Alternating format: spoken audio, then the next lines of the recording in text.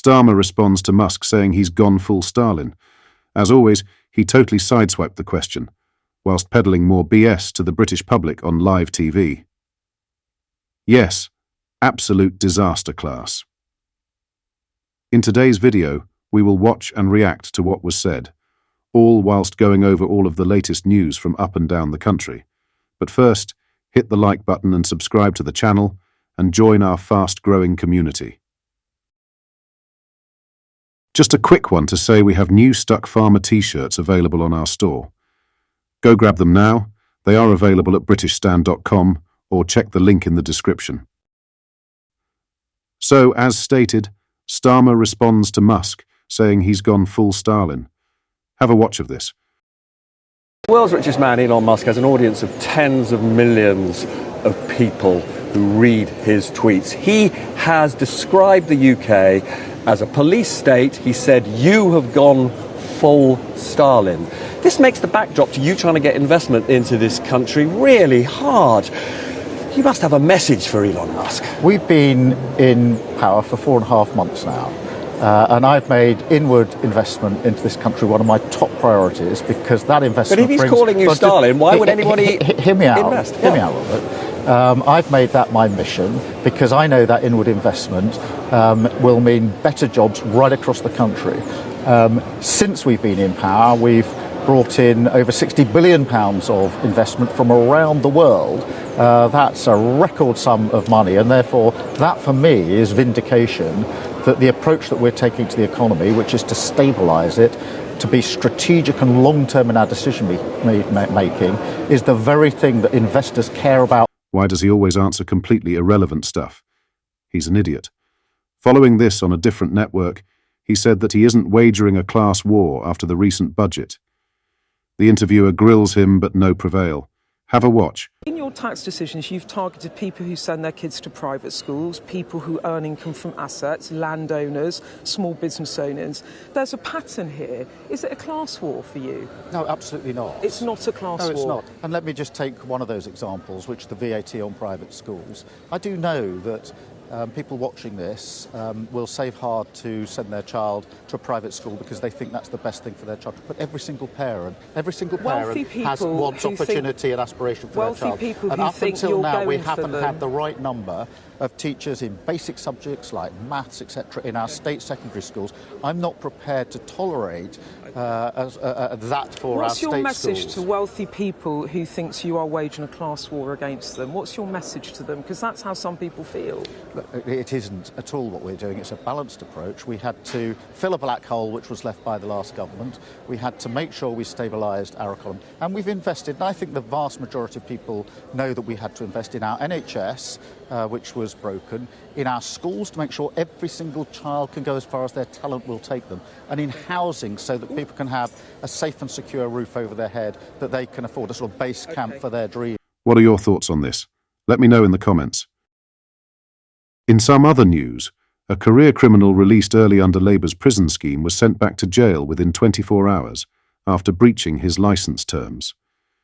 James Sharp, 32, was freed 3.5 months ahead of schedule from HMP Home House in Stockton Teesside in October. The repeat offender, with 60 convictions for 113 previous offences, was among approximately 1,750 prisoners released early. Sharp's extensive criminal record includes drug crimes, dishonesty, burglary, and dangerous driving. A prison service spokesman said, "Offenders released on licence are subject to strict conditions, and we do not hesitate to recall them to prison if they break the rules." Sharp was met at the Category B prison by his mother, Amanda Sharp, herself a convicted drug dealer, recently jailed for supplying cocaine and amphetamine. Upon his release, Sharp had claimed a religious transformation would help him reform his ways. "I want to try and go the Christian route and help other people. I converted about 10 years ago inside," he told officials upon release. Sharp spoke of his plans for the future, stating, "I've got my own flat in Stockton from probation, and I've got a couple of girls who I might go and see." He also revealed the challenges he faced in prison. "I've been flat out on spice for 2.5 years. I've come out skinnier than when I went in." Despite his promises of rehabilitation, Sharp's freedom was short-lived. He was recalled to prison in less than 24 hours for violating the terms of his release license.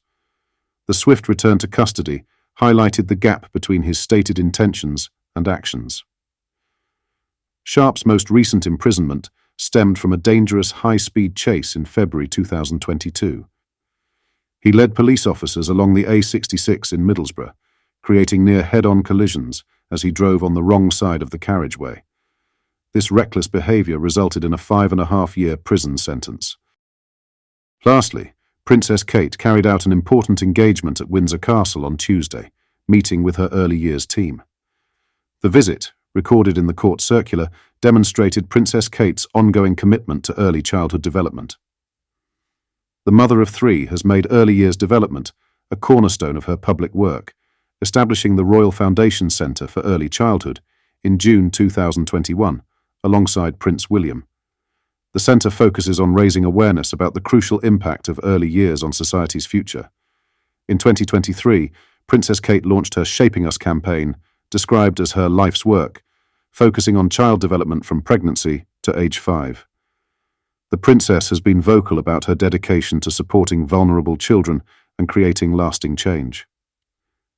Kate said in a 2023 speech, "This is not just about the youngest children in our society. It is also about the many young people and adults who are suffering."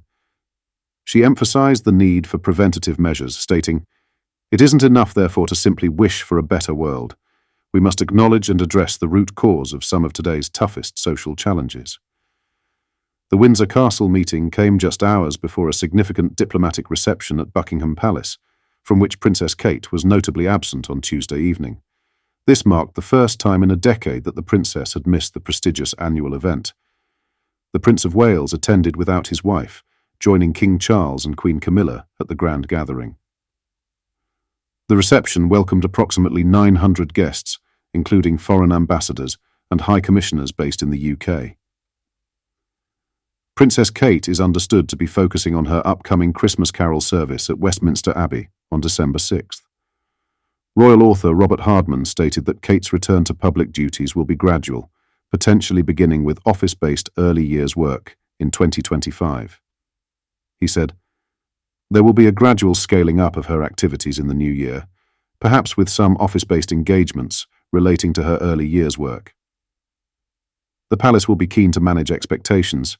If she did start returning to major social events, that would lead people to think things are back to normal, which isn't the case. So I think there's no pressure on her to do that." What are your thoughts on what we discussed in today's video? Let me know down in the comments section below. If you've not yet already, make sure you do drop a like on this video and subscribe to the channel for more British political content. Thank you, take care, goodbye.